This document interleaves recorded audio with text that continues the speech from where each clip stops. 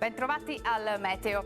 Un nuovo sistema perturbato arriva sull'Italia, determinando una fase piovosa anche sul nostro territorio. Vediamo insieme il dettaglio di giovedì 29 aprile.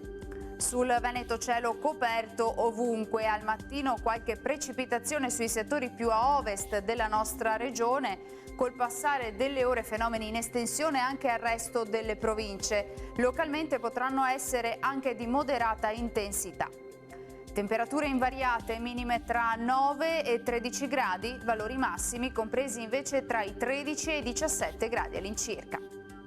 Ci spostiamo ora sul Friuli Venezia Giulia, dove sarà nuvoloso ma asciutto inizialmente, dal pomeriggio piogge via via più diffuse.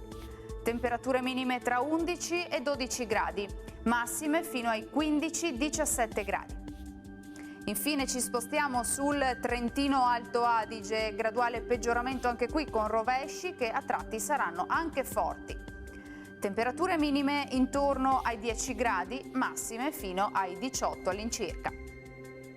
Dal meteo di Antena 3 per ora è tutto, grazie per l'attenzione e arrivederci.